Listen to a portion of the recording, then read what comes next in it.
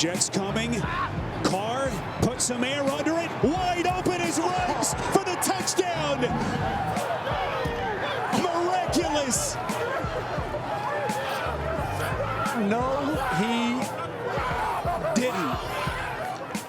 We were down to the wire. We knew we needed to play, and Coach dialed up the double move. And once I'm coming off the ball, I kind of see that it's there, and I got the DB to flip his hips. And once I look back, it's exactly what you said. It felt like the ball was in the air forever, like it just couldn't come down, and I just had to find it and make the play.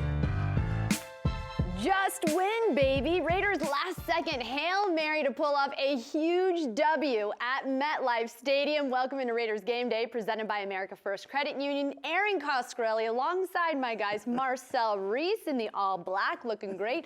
I love the wool coat today, you EA. know what, me and you kind of color combination. I like here. it. It's kind of a taupe, nice silver, and we made sure to dress appropriate because what a huge win on the road. The Raiders definitely needed this. Guys, quick takeaway from the game, Marcel? Not a doubt in my mind. Let's go. As a DB, I just felt so sorry for the Jets corner for like a second. For a second. And then, excited. I know. Amazing indeed. Well, guys, if this game feels familiar the way it finished, well, guess what? It happened 50 years ago on the day. Take a look. Raiders down by 6 points with 8 seconds left. Roll the tape. It's 13-7 New York. 8 seconds to go. LaMonica comes in. Wells is back in for Biletnikoff. He's to the left. Sherman to the right. Loose quarterback coverage. They're way off. They don't want to give up the bomb. LaMonica's back. He looks. He's throwing deep for Wells in traffic. It's Batterone. Wells catches the ball. Wells has caught the ball. Wells has caught a touchdown. And it's tied 13-13. 3 New York Jets. 3 of them were all over Wells. They batted them all up in the air. Wells caught it, falling down. What a finish. My goodness, Daryl LaMonica to Wells. You saw it right there. And the Raiders with the win, 14-13. Incredible. All right, lots to get to on our show today, guys at home. Here is what's on tap. Of course, we've got highlights coming at you from MetLife Stadium. You're going to want to check out the miracle at the Meadowlands. And, of course, we've got post-game reaction, Coach Gruden, Derek Carr coming at you. And, since the Raiders are playing the Jets, we're going to go a little back in time, revisit the famed Heidi game. Curious about it? Stick around.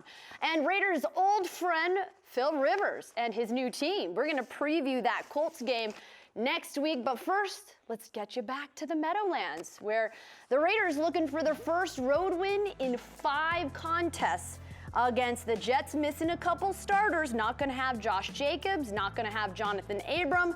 And 3rd and goal, Darnold to Jamison Crowder. First touchdown, by the way, since week 3. Carr following it up to his favorite target. Marcel, you liked seeing that on 2nd and goal. Awesome execution. You see Darren Waller widening out the defender, skims it.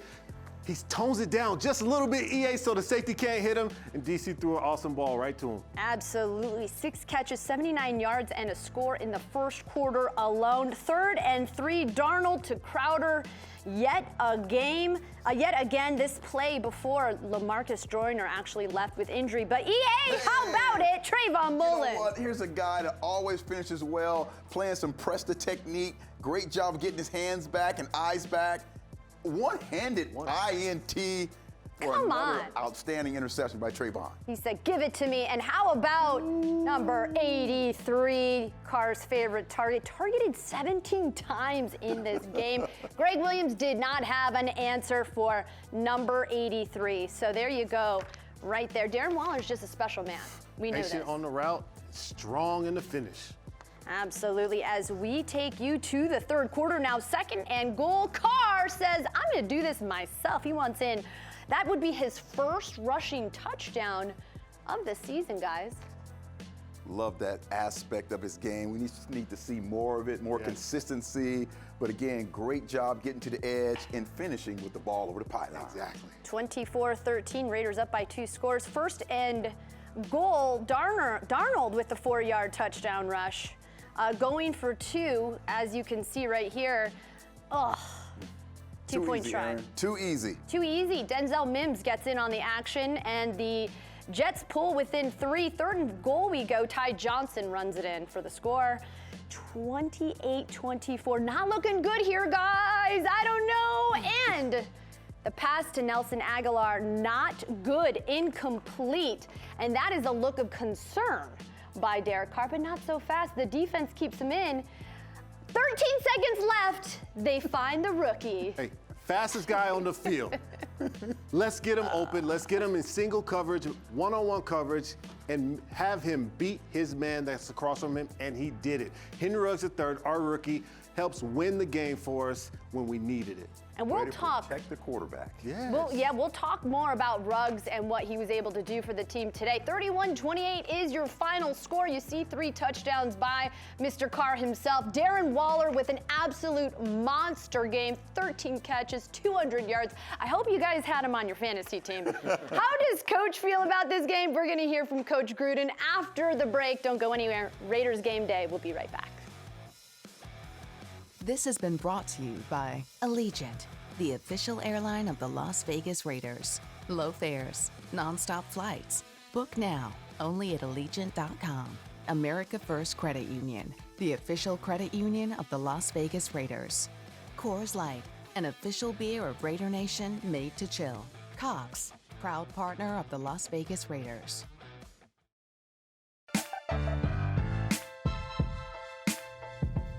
Well, we got a first down to Waller, put ourselves in position for the Hail Mary at the very least. That was the number 1 goal. And then we had a couple plays. The play to Aguilar, I thought we had a great shot at. Unfortunately, we didn't make that play. And I'll let the players tell you about the last play. But Derek made a great call to fix the protection, to give us a chance to launch it. And after Henry Ruggs fumbled the football and he was involved in the interception, I thought he should have caught that pass. A lot of guys would hang their head and go in the tank. For him to win that game for us, it just says a lot about the football character that he has and we have. So I hope that sums it up. Oh, it's huge, especially like that. It'll teach you as a Raider forever that you just never quit. And, Derek Carr's another player here. He missed a couple throws in the previous drive that he was really upset with himself on. But to answer your question, it's critical that, we can go on the road after a tough loss, a humiliating loss, and come from behind in a dramatic way to win in weather that's a little different than what we're used to. So it's a huge learning experience, and it's fun to learn some positive things once in a while with all the things that have been going on. A huge learning experience for Coach Gruden, as of course the Raiders, a young team having to go back east. I imagine that flight back feels a little different than the week before when they lost to Atlanta. But can you speak to what Coach said? Because I really thought was interesting. He said, the Raiders don't quit. Right. And it came down to the very last play, last second play, and they nailed it to the rookie, who kind of had a little trouble earlier in the game with that lost fumble. What did you take away from what Coach had to say? Just like you said, it's all about not quitting and being a Raider. Being a Raider is not just putting on a jersey and a helmet. It's a lifestyle, it's a mentality. And this team has put it on display all year long, being resilient, dealing with adversity, and continuing to fight through it. They've had the next man up mentality all year long. And you saw Henry Ruggs III. He was resilient all day. He was involved in the tip interception, and then the fumble, tried to recover it, just a couple tough plays, especially for a young player. But you saw him, and you have guys on that sideline like Derek Carr, like John Gruden, like Tom Cable, like Greg Olsen, who know how to uplift guys and have been through this time after time again. And they didn't go away from him. They gave him a chance when it mattered. And he stepped up to the plate, and you saw this character, the character of a guy like Henry Ruggs III, EA, when he was coming out in the draft, and you knew there was just something about him, and he showed it today. He has the it factor to be a big play receiver, a superstar in this league, and he got us the win today. Yeah, this team has overcome adversity all year long, basically, with the injuries, with COVID, everything you have to deal with. And this young man's very professional. I just love how he speaks after games and just always promotes himself, promotes his team. but the fact that he was given the opportunity to be able to make this big play after some hardships that he had went through the game. He hasn't had that breakout game that we want him to have. This is only one football. And Waller is the guy right now. He is the guy who's the catalyst for this football team. He will eventually open things up for Ruggs, but the ability for Derek, this offensive line, to provide protection at the end of the game, be able to go to him on a double move. So that tells me that this was a setup play for him. This wasn't just him using his speed, but hey, we're going to put a double move in for you later in the game. It's going to be critical, crucial. You have to come up with the big play. They had enough confidence in him to be able to call that. And he came and he made the big play. Came through. That is a lot of pressure to have to put on a rookie, right? Because Aguilar dropped the ball, and then, of course, you air it out. The Hail Mary, last second Hail Mary to Henry Ruggs. I mean, talk about a confidence boost. You have the fumble and then the game-winning touchdown. But, EA, I look to you. I mean, let's talk about the defense, because heading into the game, didn't have Jonathan Abram. We've talked about his ability to set the tone and really be a vocal leader in the defense. Didn't have him, but there were some really bright moments from the defense. What did you see today that they were able to step up in a time of need? Yeah, first of all, Cleveland. I mean, having him back is just humongous. I mean, he is just an outstanding performer, and usually the first part of the season, we've talked a lot about him stopping the run and be such a great run defender. Today, it was all about him getting to the quarterback and finishing, making sure he was causing turnovers, being a really great player, and being able to move from inside to outside. His versatility showed, but that's the kind of leadership that we need to continue to see in this young man. And then Trayvon, one of my favorite guys, continues to really make those critical plays at critical times in the game. He always finishes, and today that one-handed interception was A+. Great play, strong play. One thing I saw from this defense was just them being opportunistic. Even when runners got away or got loose or big plays happened, when the time came, we weren't letting everybody score. Got into the red zone. We had the big interception by your guy, 2-7. And then Klee, he had the big plays, the strip sacks, and we recovered the ball. They weren't just strip sacks. They didn't go in vain. We ended up with the ball in our hands for our offense. So it was awesome to see this defense be opportunistic when the time came. Came up big time. And we'll break down Cleveland Ferrell's game. EA, you're going to give us a little bit of a breakdown of what you saw from him today. But the other side of the ball, coming up next, a historical day for tight end Darren Waller. We're going to show you what he did to help keep the Raiders in the playoff hunt. Don't go in there. We'll be right back. Presented by America First Credit Union, the official credit union of the Las Vegas Raiders. Yeah, there's a lot of man-to-man coverage out there, and anytime it's man-to-man, we like man-to-man. I go in with the mindset I'm trying to win every single matchup every time I step out there. So we got looks that we liked, and we had a lot of stuff dialed up for it, and we just try to execute like we did in practice. Yeah, we know how special he is, Chris. He's even more special, of a person, and I think that's why I just love playing with him so much. I love throwing him the ball. I love, competing with him, taking the field with him every time, because I look in his eyes and I know he's ready. Him and I have similar mindsets, and I like that. And so he's a fun guy to compete with. Obviously, he had a huge day. 200 yards as a tight end on 13 catches. That's just ridiculous. That's video game type stuff. He's a special talent, and I'm thankful that I get to be his quarterback. It'll be something I get to tell my kids about. Video game type numbers indeed. Darren Waller with a record-breaking game, number 83, next to unstoppable career high. You heard it there. 200 yards receiving, 2 touchdowns, 13 catches. His most by receiving yards by a tight end in franchise history. And here to break it down, Marcel, tell us what you saw today. Thanks, EC. EA, it was special to watch Darren Waller execute today. I mean, he is turning into an absolute phenomenal tight end, a full spectrum tight end that can do anything for you, catching the ball, blocking in the run game. 13 catches, 200 yards, but the special number for me, the exceptional number for me, is 15.4 yards per catch today. I was looking forward to seeing him break tackles and get into the open field and use his exceptional athleticism today.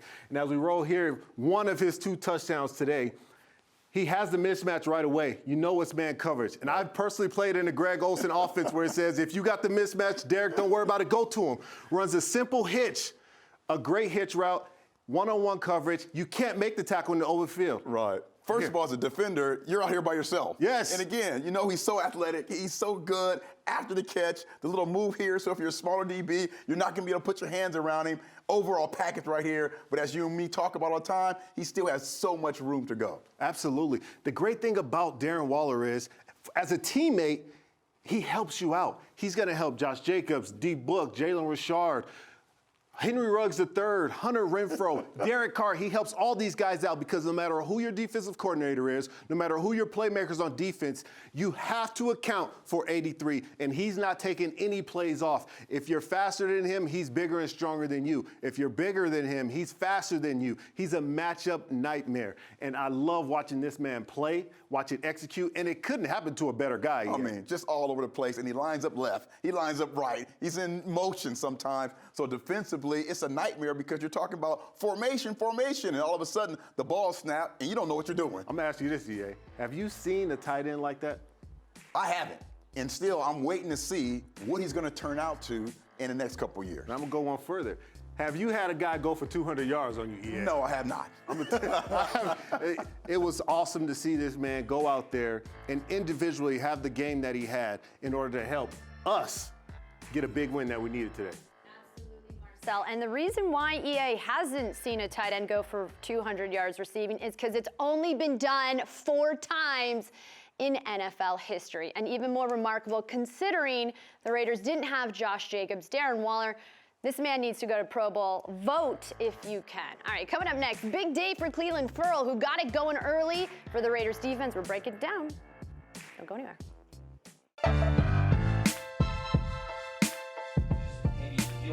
From some of the time off you had, or what do you think it might be? I wouldn't call it a breakout game. I feel like I've had, a number of good games, so far in my career. I would say though that just throughout this season, it's been kind of a, just kind of chipping at the wood every single week because, I feel like I've gotten close on a lot of different pressures, been robbed of some things, this, that, and the third. But it was good to come out and not just. Obviously, getting the sack is good, but not just getting sacks, but getting strip sacks, and them things turned into turnovers for the team. So that was really, really big, man. I'm just trying to carry it over into this last stretch that we got and coming up with these next 3 home games. So.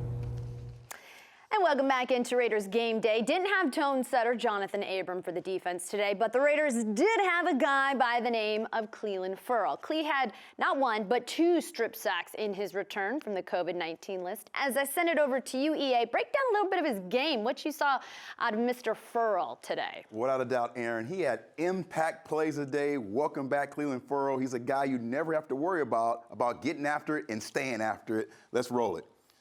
First of all, Clelin on the outside edge, where he usually is. I love the fact that he's able to get around the corner and get to the quarterback and finish. Never question, Marcel, about our guy finishing. Absolutely not. You know he's going to finish. You know he's going to give you high effort. You see him here, slapping the hands, active hands, gets to the quarterback and looks for the ball. Doesn't just try to tackle him, but finishes the play with the ball on his mind. Love seeing that, especially with J.A. Jonathan Abrams being out. You needed that tone setter, someone to bring that energy and passion and playmakability on defense today. Momentum plays, that's what he was all about today. And again, I love the fact that you're able to line him up inside. Shows his versatility, being able to pressure the pocket, that bull rush causes another turnover. Big time plays from man Clelin. You see him again right here, playing off the game. You have a double team. He comes up, plays off the tackle, has no idea what's going on, and we cannot forget to mention Mad Max Crosby still around the ball, right? Every single game, every single play. But Cle, he's made plays all year long, EA, Costco. He's been around the ball. He has made big plays in the run game, but today he finally came back and made plays and finished on the quarterback, and you got to love seeing that from your young DN. That's what it's all about, Aaron, finishing and being able to be an impact player. And he certainly made an impact, forcing a turnover for the first time in his career. Certainly good to have a guy like Cle back in the mix. All right, great performance by the defense, despite missing a lot of key players. Hope to get some of them back next week. What else happened in Week 13? We've got an NFL Roundup when we return. Presented by San Manuel Casino, official Southern California casino of Allegiant Stadium.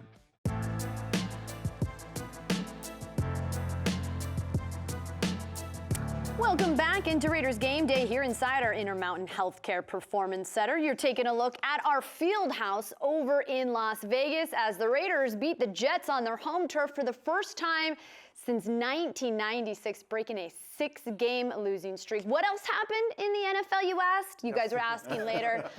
Take a look. Here are your scores presented by Sportswater. Cleveland beating the Titans. They improved to 9-3 on the season. The Colts at 9-4 with the win over the Texans. Miami beating Cincy. Remember, guys, we still have 3 games left to be played. A couple on Monday, one on Tuesday. But, gents, I look to you. What stood out to you in Week 13, EA?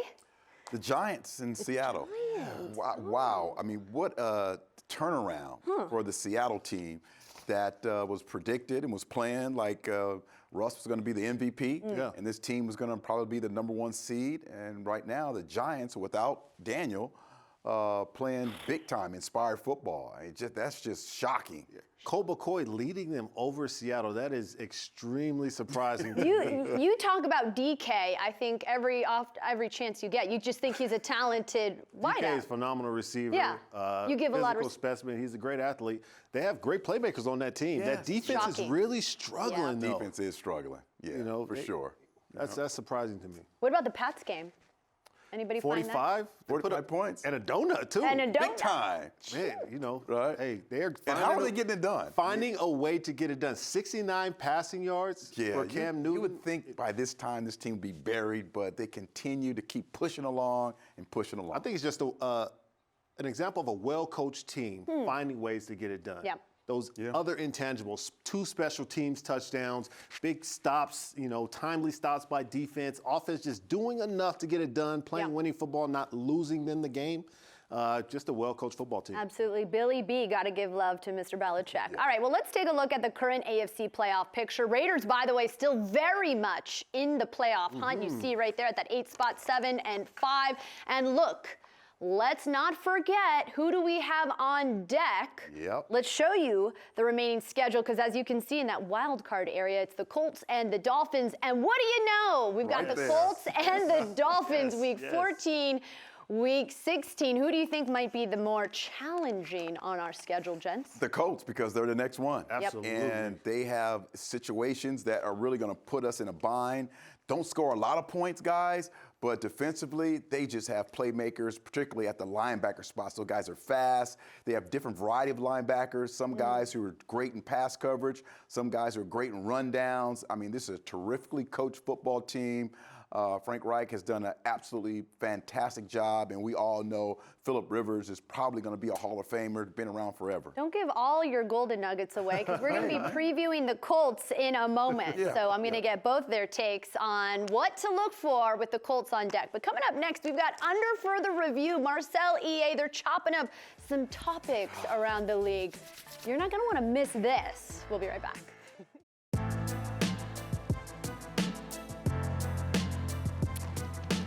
Welcome back into Raiders Game Day here inside our Intermountain Healthcare Performance Center. The Raiders with a huge last-second win over the Jets. They are now 7-5 heading into Week 14. Nice position, certainly looking good for the playoff situation. It is time for Under Further Review, gentlemen. I throw out a topic, you discuss. This is how it goes. COVID has forced schedules to shuffle things around this year. Do you foresee maybe the NFL thinking, some middle-of-the-week games, not too shabby? Do you see maybe the NFL installing any of the things that maybe have changed this year, possibly into next year? Tuesday, Wednesday? No way. No way. Tuesday, Wednesday football for the National Football League. How come? Just the health, and safety of the players. Got it. And again, if you're starting to play Tuesday and Wednesday, does that team have to be pushed back again, or is it going to be a bye situation? It's too much scheduling, and again, it's all about health and welfare of the players. I agree with EA. I think maybe throw a Black Friday game in there somewhere sometime, but let's keep Tuesdays for Taco Tuesday. Taco Tuesday. And leave Wednesday alone. All right. Okay, fair enough. I like that. Well, we also saw today some cool cleats for My Cause, My Cleats, but normally NFL's pretty tight with that NFL uniform. Was there something that you guys used to want to rock, or maybe you did rock and you got fined for it, or were there things that you had with your jersey that were really special? I know I asked you a bunch of questions, but go for it. Well, I would always wear long sleeves, Okay. no matter what the temperature was. It was just something that Even I in felt, hot weather. Yeah, I felt really comfortable. But Okay. early in my career, I basically used to write a check to the National Football League for about 10 grand because the socks that I used to wear were different. I used to have like sanitary white socks, and the Eagles, they had like really weird socks with the stripes in the middle. Didn't like it, so I would have the stripes all the way down. First couple games, I would get a fine, so I just started paying the fine at the beginning so I can wear my socks like I wanted to. I'm sorry, it was worth 10 grand. I don't know about that. Okay. See, that's EA's first issue. He was in an Eagles uniform. And when you come to the silver and black, you don't have to mess with perfection. You know, the uniforms are just perfect, so you don't have to mess with the silver and black. But I will say, my Pro Bowl uniforms, I did take a couple fines just with the apparel. What? Man, you know what? My first one, we were the AFC, NFC, so as an NFC team, they made us wear red. Right. Well, they tried to make us wear red. I don't wear red. So I had to switch it up and go with the alternate color and got in a little bit of fine trouble for it, but just take it on the head. You were on the red team. Right, And you yeah. tried not to wear the red team. Not tried not to wear red. You legitimately didn't wear red. I didn't wear red. All right, fair enough. Well, listen, we are already in December. It's a little chilly depending on where you live in the States. Were there cold games that you remember, and what do you believe is the worst weather to play in, EA?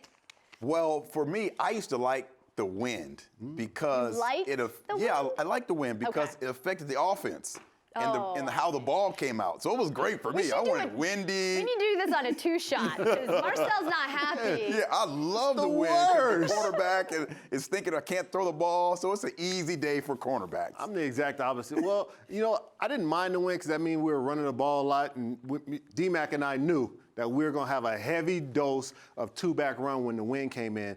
But the wind is probably the worst. Oh, it's the best. It's the best. Howling, you can't hear anything. The only thing, though, is worse than the wind is my first playoff game was in the snow in the fog bowl in Chicago against Philly. And then my last playoff game was, of course, the tuck rule. So playoff experiences and weather just has not been a little good. dicey for Yeah, EA. a little But dicey. how hard was it to play in the fog bowl? Could you not see? I mean, driving in thick fog is like its own. It was the worst thing was watching the game. Because you're on the sideline, you couldn't see what's going on. And all of a sudden, you know, ball's in the air and you see a guy running by your sideline, opposite jersey. It's an interception, you know. That's amazing. Kind of crazy. Oh my goodness. Kinda crazy. I love that. All right, under further review, good stuff, gents. I like that. When we come back to the show, what did a little orphan girl from the Swiss Alps and Fred Biletnikoff have to do with a moment in time that would change the course of pro football forever? Stick around, we'll show you.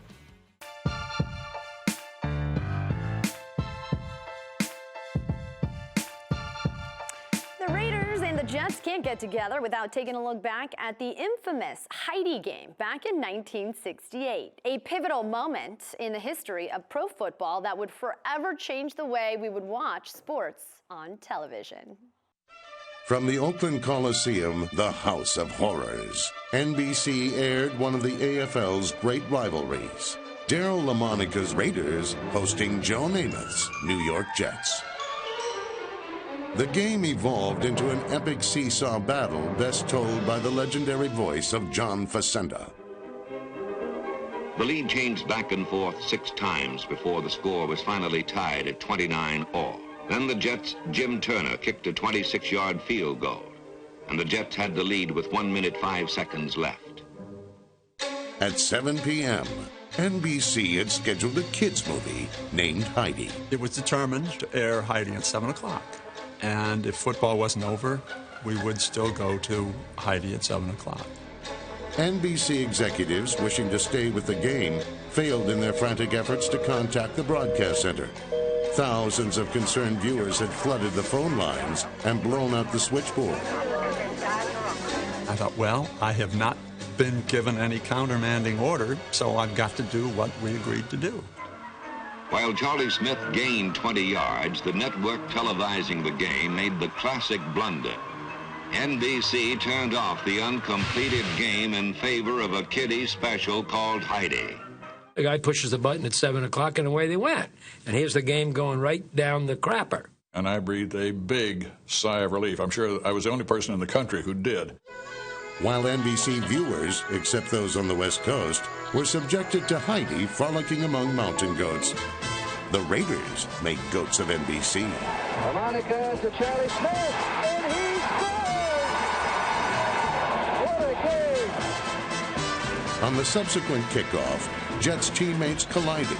The Raiders recovered the fumble for their second touchdown in 9 seconds and went on to win by 11 points. And the Oakland Coliseum became an enormous secret love-in called the Heidi Bowl. We knew that we won the game. The people in the stadium knew we won the game. But the people that were watching on television across the country thought that the Jets won and we lost. Affectionately known as the Heidi Bowl, which means if you're a Raiders fan, you don't get to watch how that game ends. But seriously, what is it about Raider games that seem to be in these unique, highly watched, highly talked about games, guys? Hey, as a Raider fan growing up, and it was always something going on television-wise with the Raiders, you know, some kind of big game, fumble-rooski or something going on. Always encounter the Raiders being in the middle. They're the ones involved. That's right. Regardless. Yeah, it's so funny. We don't make it easy on ourselves, but we never give up. That's right. Sure. That's right. I mean, the prevailing theme is never give up today. But could you imagine if you're watching the game, in the middle of the game, and it happened to me about 2 years ago. I was hosting a Super Bowl party, and my TV just went out. It just went black. Oh. And everybody was, and we had to switch the TV like straight pit release style. And we had to swap TVs. Oh. In the middle of the Super Bowl, my TV went down. Panic going on. That's when you just start flipping tables over. Yeah. Start flipping the tables. It was awkward. Anyways, needless to say, what's not awkward is what we're going to talk about next, which is the Colts. We're going to talk about the offense, the defense. Stick around. You're not going to want to miss this. Raiders Game Day. We'll be right back.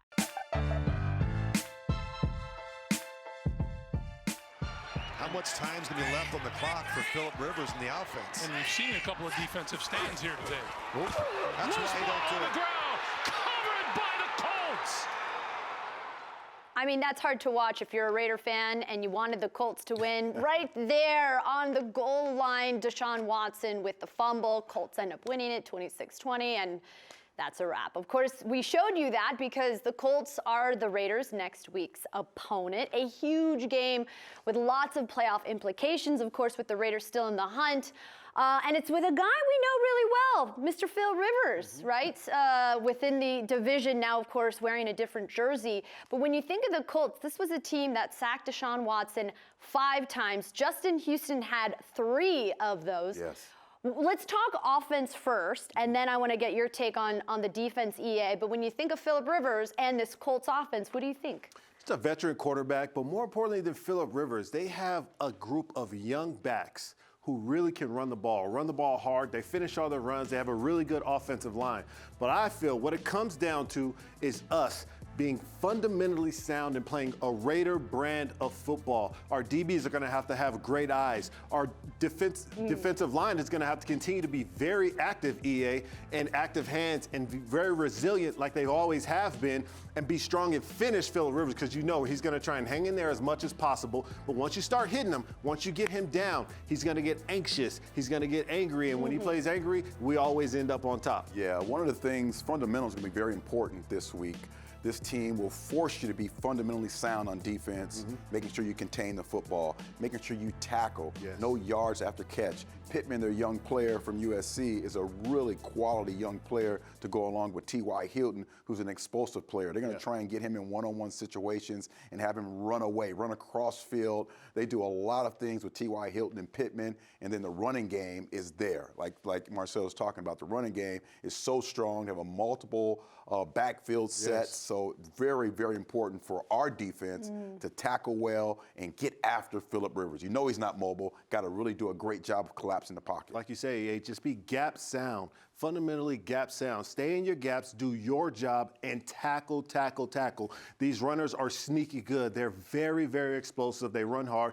But if we stay gap sound, if we stay in our gaps and corral Phillip Rivers and those runners, their run game is the key. But if we stop their run game, then we have them in our hands right where we want them. When you say gap sound, Can you give the audience at home and maybe me too what that means? Absolutely. Listen, if I'm Cleveland Farrell and I'm here and I'm setting the edge on EA, I have to stay here. Okay. You don't want to get tempted to go inside because then they have the outside edge. Right. Stay outside because guess what? You have a group of teammates who are going to come after him too. Yes. And that's what gap sound is. And once we get around them, we tackle, we gang tackle. I can show you what gang tackle is, but no, we don't know what gang. Okay. I love that. See, when I just have the guys doing plays, they get very excited about it. But no, it's interesting because Phillip Rivers dealing with turf toe, which sounds less painful than I think it really is for what he's probably dealing with. Thrown for over 250 passing yards in 6 of the last 7 games. T.Y. Hilton had a coming out party, 100 yards today. So certainly you're seeing the offense at this time, maybe not the best time to see Phil Rivers, a guy who knows the team, the Raiders, really well, Marcel. He's just a veteran quarterback, so he's not going to be afraid to take chances. And as a young defense, you have to understand that. You can't get lazy. You can't just have those lulls on defense. You can't take any plays off because he can stay up. He's a strong, big guy, and you have to just stay on. Every play has to be on. If you finish like that, you could get him off the field, allow our offense to take advantage of their defense. And he's very obviously familiar with the Raiders team. Okay, how about the defensive side of the ball? When it comes to the Colts defense, they've got playmakers. They've got Darius Leonard. They've got Justin Houston. What should the Raiders be concerned by on that side of the ball? They jump off the film, these guys. They really do. Houston's outstanding on the edge. And here's a guy I love. Darius Leonard is a linebacker who has great, tremendous speed, as you see here.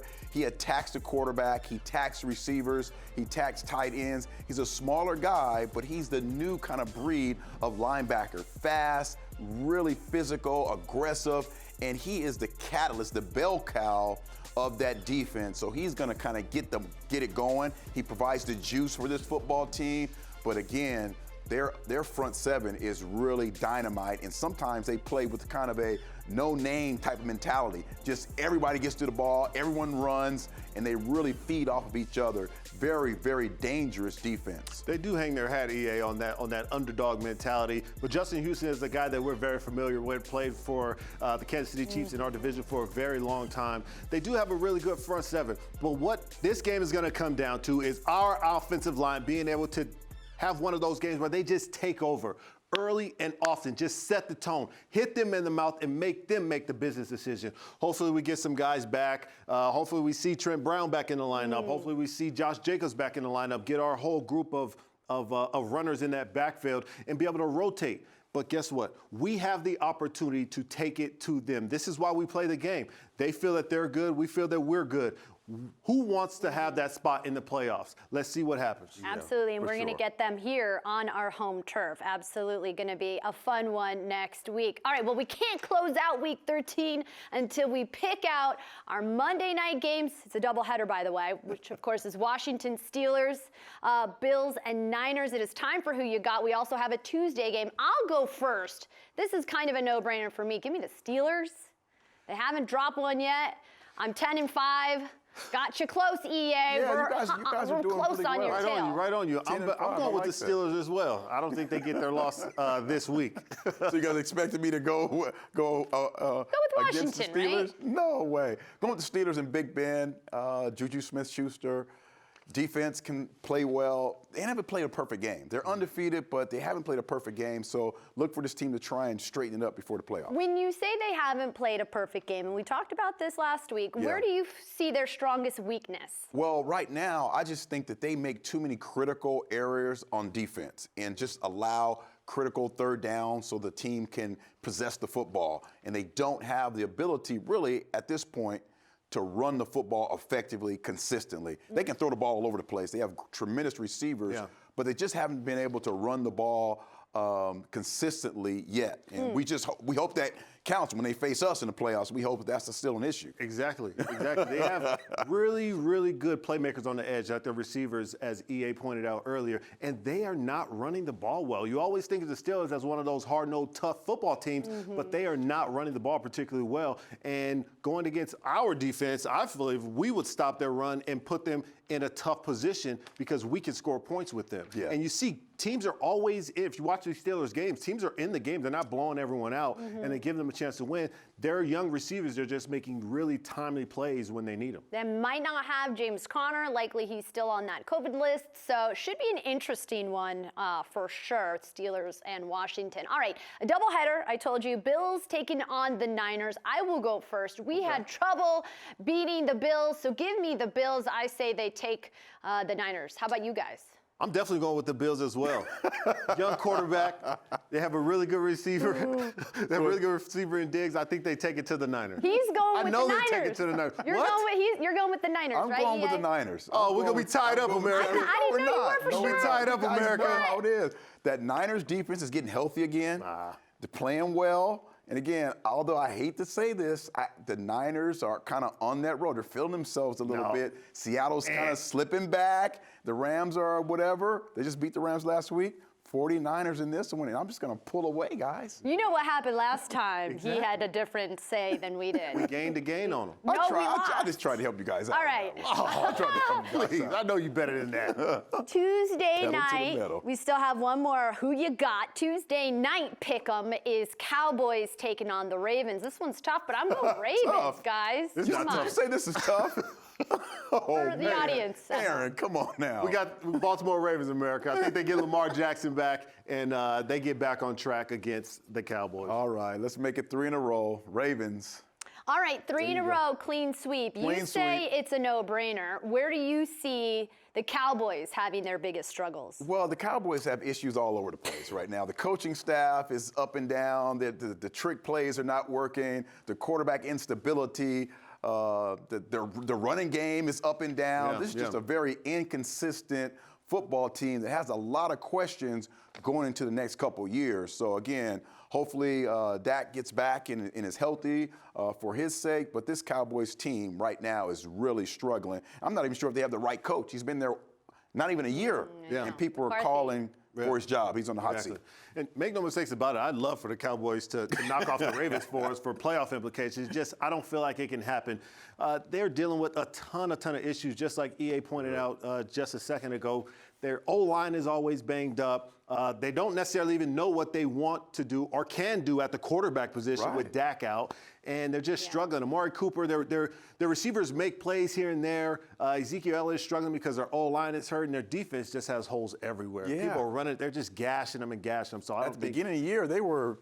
This is one of those games where if you're Baltimore Ravens and you're Harbaugh, you're saying, let's get back on track against this team. Let's do everything we can to just run it up. Get us 50 spot on them or something like that to get our morale up. Well, the crazy thing is the Cowboys could still potentially make the playoffs. That's like the sad part. Yeah, they could. That The NFC East is it's kind of wide open. Someone's going to get a home playoff game out of that division. Can you believe it? With a losing record. Yeah, no, that's atrocious. Hey, I'm all for it. What's not atrocious is the fact that the Raiders pulled off a last-second win on the East Coast. Real quick, we only have about 30 seconds left. What does this do for the Raiders' momentum moving forward?